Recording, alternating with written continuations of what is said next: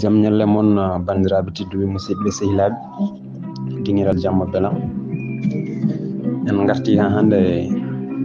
e deftere nde gonnoɗen e dow mum deftere mawɗo men Bacca Ba wiyende Islaamu pinal fulɓe. tawi ɗeɗo jewte ko jewte taarih kadi ha hande taarih fulɓe e islam tawde en kaali jihadi mo fulɓe mbaɗanno alay sago noon deftere nde wawa wasde haalde kadi e diine goɗɗo mo fulɓe paggiri caggal natgol mabɓe e islam. ɗum waɗi ngal ɗo damal o haalata ɗo ko haala laabi ha tengti lawol tijani omo haaloy hen kadi ha hande ko fewri e gunasiyankagal e dental daha haaloy hen mawludaji e ziruji e ko way noon. ɗum ɗon foof no mbiɗen ni taw deftere nde wiya ko islam e pinal fulɓe alay sago wawa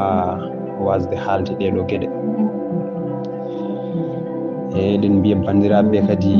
ɗeɗo dame ko dame mettude haalde seeɗa nde wonno tarih so haalaka yimɓe naftorta, so haalama kadi wasata no wooda no yimɓe jiiri ɗum ha adda firina. kono fandare nde de ko janginde e findinde kono wona finninde. sibu neɗɗo ina haalinire tarih ha wooda ko naftori hen, omo haalinire tarih ha wooda ko jertina hen. ko nafno ko wonnoɓe hanki ɓe saari ñembaɓe mbawa wadde koɓe mbanno ko adduno caɗele e lor ko saari e jamanu ma annene mbawa ɗum rentade. ndehe noon ko ɗum mbawaten famirde ko Bacca Ba haalata ɗo e ngoɗo hello ko ɗum kadi pamirton kadi tariyanke o kañum ni no tarirta ni eno windira ni ko noon tan addiri. ɗum noon koye ɗum paaɗen so Allah jaaɓi.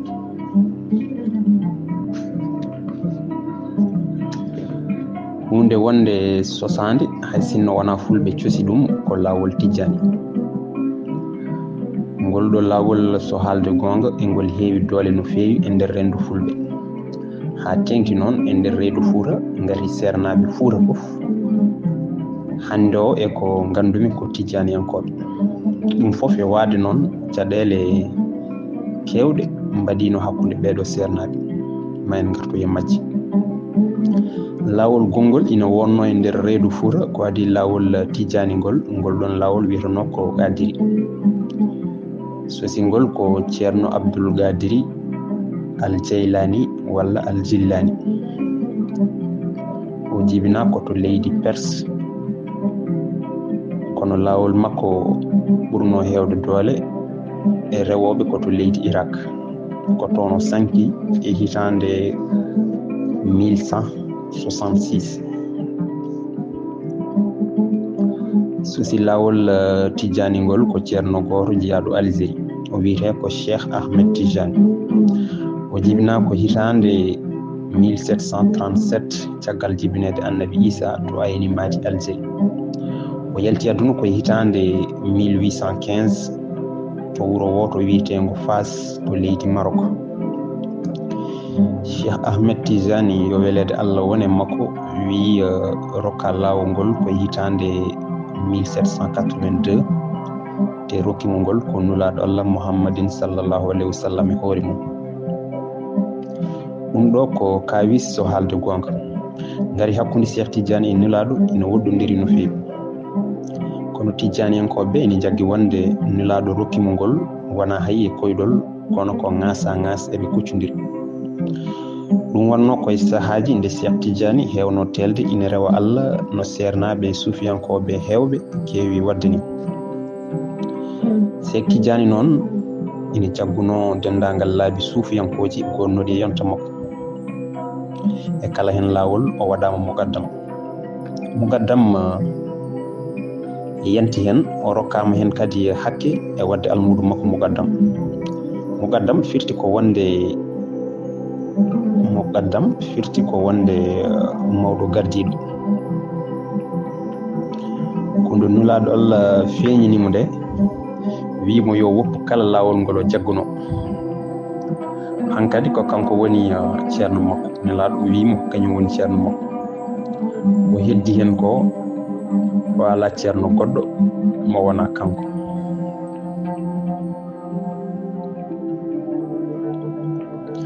no nulaɗo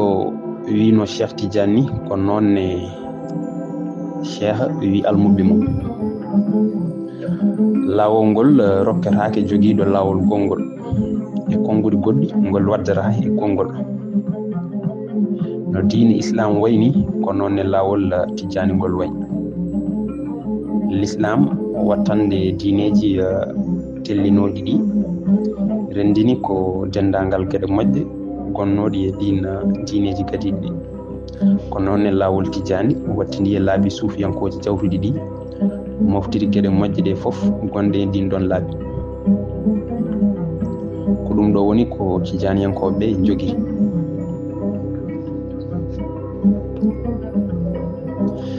e nder deftere Tidianiyankoɓe mawde tugnortede wiyetede Jawahir Mani hono kange manaji indiɗo wi lawol ngol rokketake joguiɗo lawol gongol so wona noon o ɗacca lawol makko ngol tewa jogo pellital wonde hankadi o wonta ruttade e ngol ɗon lawol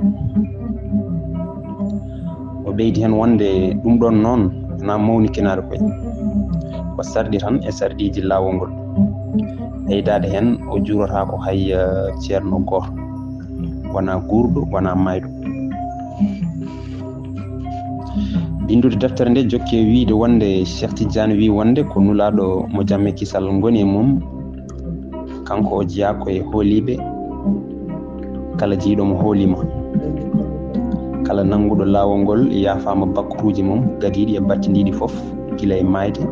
ha e nadde aljanna ko alda e hasbore walla lette kamɓe foof noon ɓe gondata e makko koto aljannaji towɗi ko kanko definiɓe dendagal gueɗe mabɓe ete defare nde tajata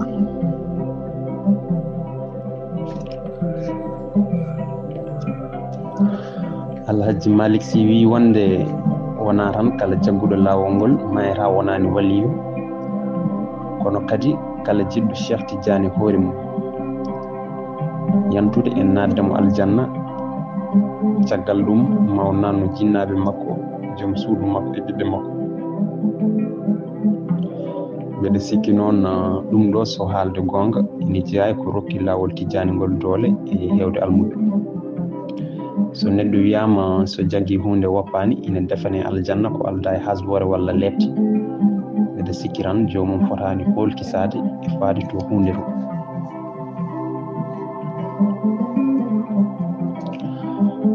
kono holno lawol Tidiane ngol ardi e Afrique banggue hirnangue ha Haalpulaar en naati hen ha keeɗi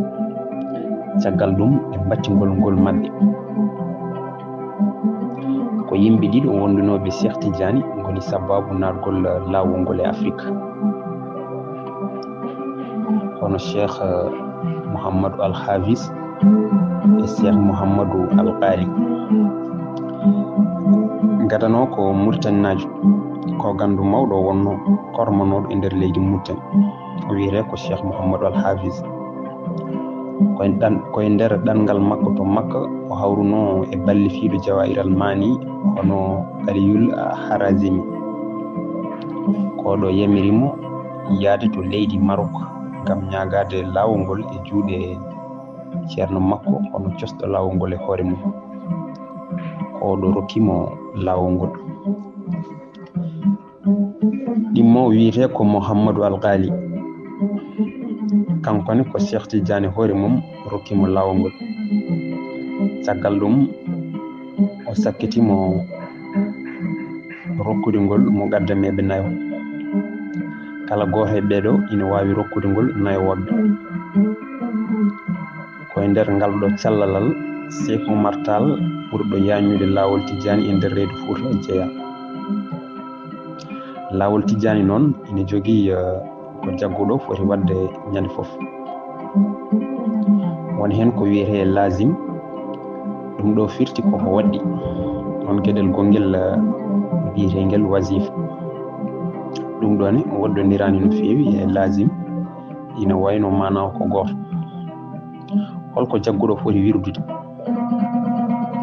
foti ko lazim walla wasifa ko adi fof ko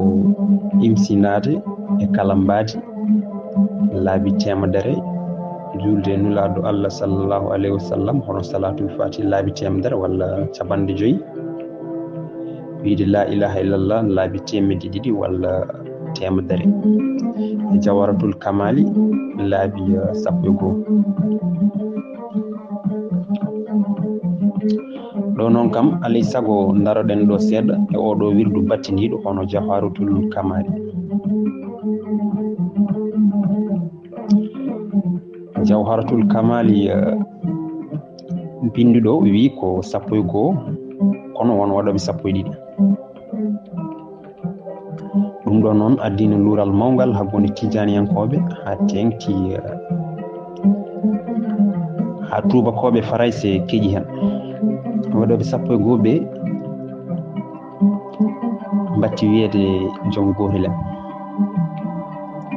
farayse naɓe innirnoɓe ko hamalisme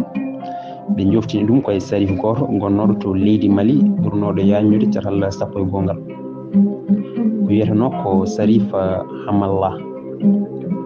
hamallah ko hamahullahu bonnaɗo woni ɗo ɗum firti komo Allah reeni beele ko 11 walla ko 12 kalani hen ko ganduɗen e ko witto rukiyan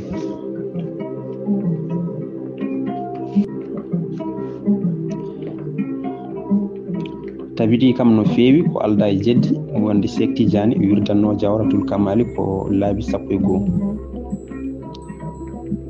ko ɗum kadi o yamirno almuɓe makko e mbatta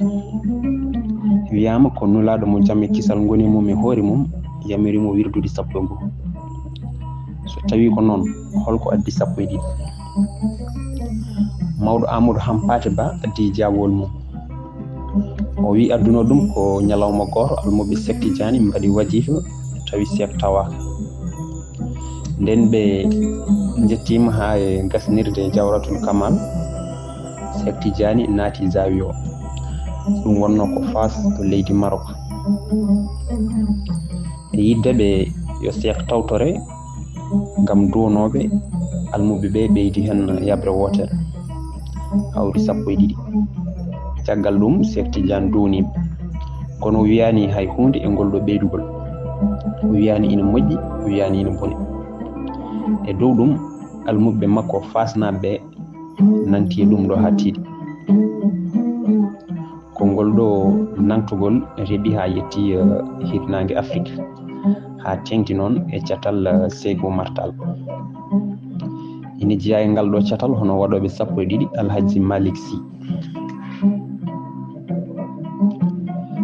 11 ɗaccaka kono yajano no feewi ha tengti noon e hirnangue Afrique nde boyno seeɗa catal tijaniyankoɓe wonnoɓe to Algérie jiiɗi yo 11 jaalo e banggueji foof e dow ɗum fawo e dow dendagal jate tijaniyankoɓe e kala ɗo ɓe mbawi tawede sabino ɗum koyeɓe jagguno wonde ko 11 woni iwdi woni lesdi hunde nde ina foti ruttade to ummino catal umariyankoɓe to banggue mumen ina nanti e 12 mumen ha tiiɗi mbi daccani ko lasli walla wona lasli ɓe gondaka Cheikh Tidiane hoore mum ɓe wiyani ina boni nden noon hay goto goɗɗo ala lawol e wiide ina boni ɗum ɗo so gonga addino pooɗe ndure mo gasara yanti hen wonino hay sababu caɗele hakkude ɓesgu Cheikh Martal holko adduno bone to banggue suufiyankagal tongode 11 nde ina heewi mana no feewi tongode nde ina teske wonde nde diine yankagal labtugal kañum e baɗine yankagal timmugal hande hollira ngotagu tagore wondude e ngotagu tabbo ɓeydude hen konde coktirgal kawral deeje kam e suufiyankagal.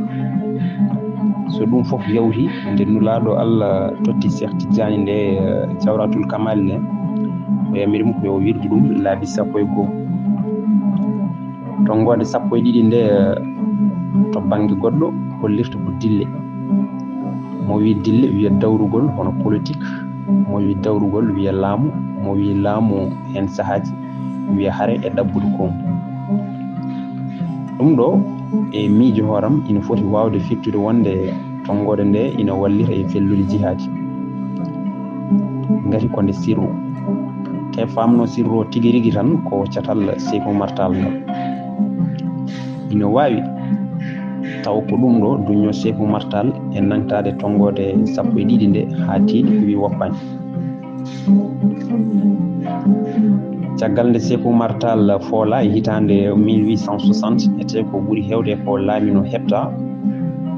mawɓe tijaniyankoɓe ɓe ha tengti e wonnoɓe to Algérie puɗɗi yurnirade gueɗe ɗe. ɓe miiji wonde tijaniyankoɓe ɓe ene poti ruttitade to lasli o ko 11 fowade hen ɓe mbi wonde tongode 12 nde jaalima no feewi e dow 11 nde. te noon so haalde gonga ko kayri woni fuɗɗode woni lasli woni yumma. ngam dañde hen ko laaɓi sernaɓe naari halwa. e nder oɗo halwa ɓe jii wonde won neɗɗo mawɗo goto hono Utbu jogorɗo feñje. ɓe ganda ko holton e hol nden. ete ko oɗo Utbu rokka yamirore e artirde tijaniyankoɓe ɓe to ummino to lasli to 11. sernaɓe noddodiri ɓe mbaɗi baru to zawiyaji ayni madi e to Tamusine. ɓe kaldi ɓe kawri e dow ɗum ɓe cuuɓi e nder mabɓe ceerno goto biyetenoɗo Cheikh Mouhamadou Lagdar ɓurɗo ɗo andirede Cheikh Sidi Mouhamadou Lagdar. ɓe nelmo ɓe mbi yo yiiloyo oɗo jogorɗo artirde tijaniyankoɓe ɓe to ummino. ɓe tottimo konngol moftugol sirru. ete ko Utbo tan wawi andude ko sirru o firtata. ceerno Sidi Mouhamadou Lagdar ƴefti joɓari mum ɓorni paɗi mum naati e ladde. o yeehi Misira, Soudan, Niger e Nigéria. o yiyani maali on nanani maali mum. o yawti o naati Mali noon e ngan sanga wiyeteno ko Soudan Farayse ndi wonno koye jimandi Farayse. koye nder ndiɗo leydi o yi Utbu mo yilotono. e nder wuro woto e nder Mali wiyetengo Nioro, Cheikh Mouhamadou Lagdar tawi ɗon tijaniyankoɓe hewɓe. kamɓe fof noon ɓe birdanno ko 12. e nder mabɓe o yi Sarif goto biyeteɗo Hamahullah. o yi maale Utbo e on kono o wasi heñade. e dow ɗum o waɗi listakar. caggal ɗum o waɗi feere o yindiri on hollimo konngol sirru o sikkuno ko ɗum woni. Sarif Hamahullah firtinimo konngol ngol ha laaɓi car. hankadi noon o yenanama tigi rigi wonde ko Sarif Hamahullah woni Utbu peñjo mo yilotono. e dow ɗum o tottimo sirru o wondude yamirore ruttade to 11. ko ɗo caɗele puɗɗi e Sarif Hamahullah. gati ko ɓurno hewde e tijaniyankoɓe gacci 12 paati 11. o fuɗɗi andede e nder leydi Mali ndi fof. tubakoɓe puɗɗi faade. ɓe puɗɗima hulde gati ɓe cikkanno o yinno ko fellude jihad. e dow ɗum ɓe jaltinimo Mali ɓe beddoyimo Gorée to Sénégal. ɗum fof deññani ɓerɗe mabɓe ɓe battidi ko nawdemo to wuro woto ene wiye Kassigne to Algérie. nde ɓoyno ɓe nawimo to leydi mabɓe Farayse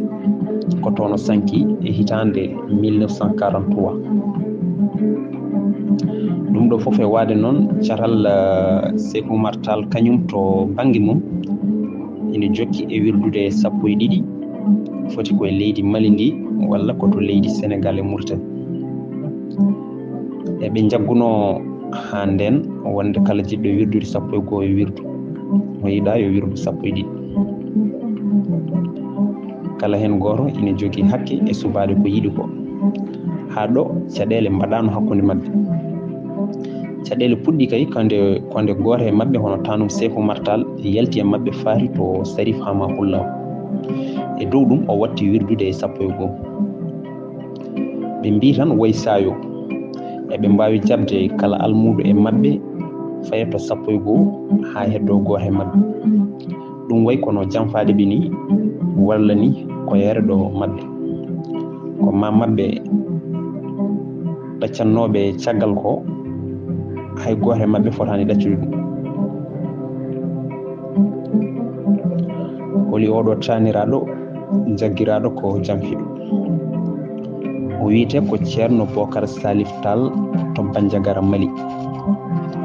ko ceerno mawɗo o wonno gando kewnoɗo almuɓe so oɗo faati to joom gorel en sikki ala daraja catal Sekou Oumar Tall ngal ma usto no feewi kono noon kanko ko pelliɗɗo te pelliɗɗo anani ndew nanno haala Sarif Hamahoullah ina haale o yeehi o yindire on o hay goto tinani koye ngol ɗo jindirgol ceerno Bocar Salif Tall felliti ɗaccude 12 e ruttade to 11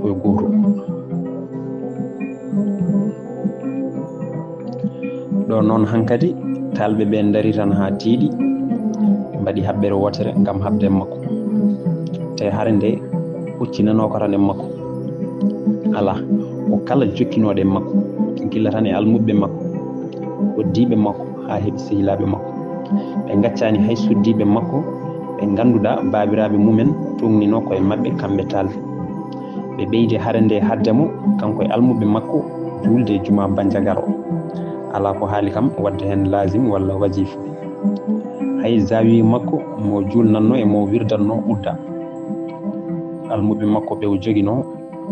ɓe hen koori to koreji mumen heddiɓe ɓe faray senaɓe mbaɗi ɗumen soldeteɓe e wawnere ardino ngol ɗon kiiɗongol noon ko Mouhtar Agibou Tall goto e taniraɓe Sekou Oumar Tall wondude e yamirore kañum e ballal faray senaɓe ko kanko faray senaɓe lamminno Bandiagara e diwan mum e ciftingol tan e Sekou Oumar Tall foola rewi hen afo makko hono Amadou Sékou Tall heddiɓe talɓe fof walla kam ko ɓuuri hewde mabɓe mbadduno ko jungo e fandu e laamu tubakiri sababu o wonno ko yidde lomtade dendagal ko taniɓe heptuno hono Sekou Oumar Tall e leydi Bambara ceerno Bocar Salif Tall heddima kañum tan goto e ɓesgu mum hay goto suusano arde salmindemo kala garnoɗo ko ma namde loskite inde mum winde teske nde ɓoyno o natti hay nde ɓoyno yimɓe natti hay yeydemo kanko ne o natti wawde sodde hay goto o heddi kanko tan goto e galle makko o yaltani galle o so wona nde o sanki omo wirnoye ɗum wonno ko ñande 19 lewru février 1940 ko yani e dow ceerno Bocar Salif Tall ko ina heewi yande hakkude jiiduɓe wona tan diine goto kono kadi enɗam gotam ete ko ɓuri ɗum hewde tawata ko ɗum to banggue diine wona sunna wona farilla to banggue enɗam ne tawata ko bolle puyɗe te noon ɗen gueɗe so haalde gonga ina heewi feccude yimɓe adda luural bonodiral felɓodiral jennodiral ƴattodiral e ko nandi hen ene jeeya e ɗum ɗo hen sahaji ɗiɗo sababuji garoji yidde honade reddude e dañal mawnukinare maslaha hoore mum ronkude muñji ko goɗɗo woni fiitaade becce majjere battodiral gite kiram haasidagal kañum e famdude gandal gueɗel battiniguel ngel fof noon ɓuri bonde neɗɗo ɗum woni famdude gandal ko toohe so neɗɗo famdi gandal heewi ko lebtude hoore mum lebtoto hen yimɓe woɗɓe ha tengti noon e koreji makko balliɗi addata ɗum ɗon ko sikkudemo wonde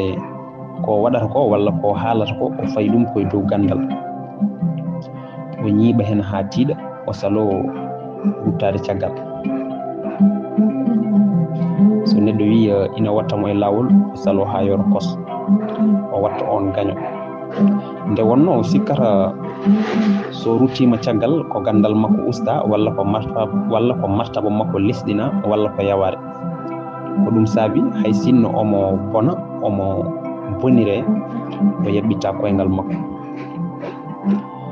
ngam sifade oɗo fiyaku yimiyanke goto englenajo wi ko boni e sangara ko ɗum moƴƴi e gandal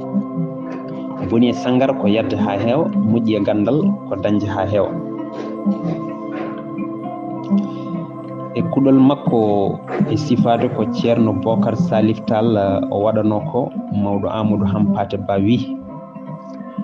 wasde muñde ko goɗɗo woni tawa addata ɗum ko majjere walla ŋakkede timmal diine fowaki e dow hay leñol gotol wona hay e rendo woto ko ɗum ñaw dendagal leƴƴi fof e ngu wonno e sahaji fof kañum e nokkuji fof hay hande heewaɗo walla famda e ngu suuɗi e nder ko ɓuuri nibbidde e nder gonka men ɗo noon hankkadi talɓe ɓe daari tan ha tiiɗi mbaɗi haɓɓere wotere ngam habde makko te hara nde huccinanoka tan e makko ala ko kala jokkinoɗo e makko gila tan e almuɓe makko hoddiɓe makko ha heeɓi sehilaɓe makko ɓe gaccani hay suddiɓe almuɓe makko ɓe ganduɗa babiraɓe mumen tumnino koye mabɓe kamɓe talɓe ɓe ɓe ɓeydi hara nde ko haddemo kanko e almuɓe makko julde e juma bandiagaro ala ko haali kam wadde hen lazim walla wajifa hay zawiye makko mo julnanno e mo wirdanno udda almuɓe makko ɓe o joguino ɓe hen koritu koreji mumen heddiɓe ɓe faray senaɓe mbaɗi ɗumen soldateɓe e wawnere ardi noon ngol ɗon kiidogol noon ko Moctar Aguibou Tall goto e taniraɓe Sékou Oumar Tall wondude yemirore kañum e ballal faray senaɓe ko kanko faray senaɓe lamminno bandiagara e diwan mum e ciftingol tan nde Sékou Oumar Tall foola rewi hen afo makko hono Amadou Sékou Tall heddiɓe talɓe fof walla kam ko ɓuuri hewde mabɓe ɓe mbadduno ko jungo e fandu e laamu tubakiri sababu wonno ko yidde lomtade dendagal ko taniɓe heptuno hono Sékou Oumar Tall e leydi Bambara ceerno Bocar Salif Tall noon heddima kañum tan goto e ɓesgu mum hay goto suusano arde salmindemo kala garnoɗo ko ma namde loskite inde mum winde teske nde ɓoyno yimɓe natti hay yeydemo kankone o natti wawde sodde hay goto o heddi kanko tan goto e galle makko o yaltani galle o so wona nde o sanki omo wirnoye ɗum wonno ko ñande 19 lewru février 1940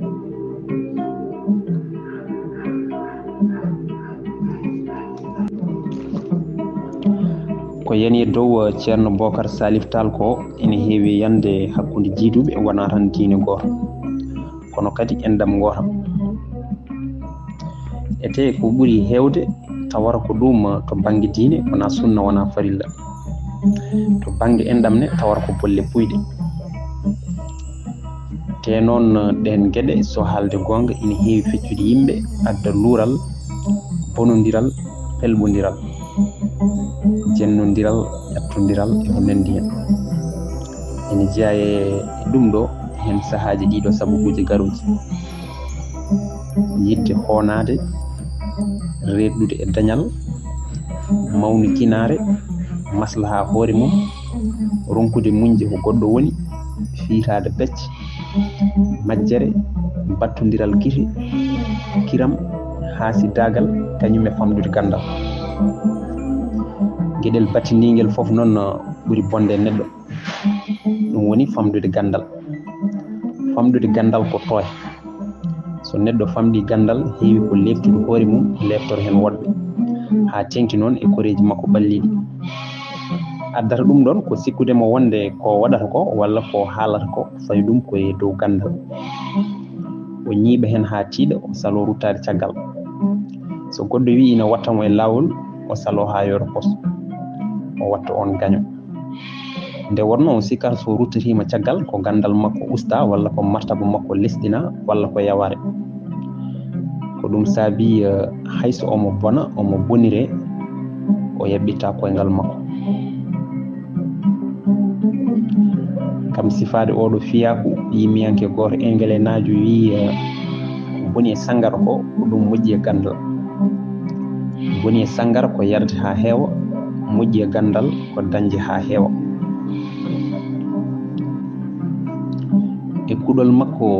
e sifade ko ceerno Bocar Salif Tall waɗano ko mawɗo Amadou Hampate Ba wi wasde muñde ko goɗɗo woni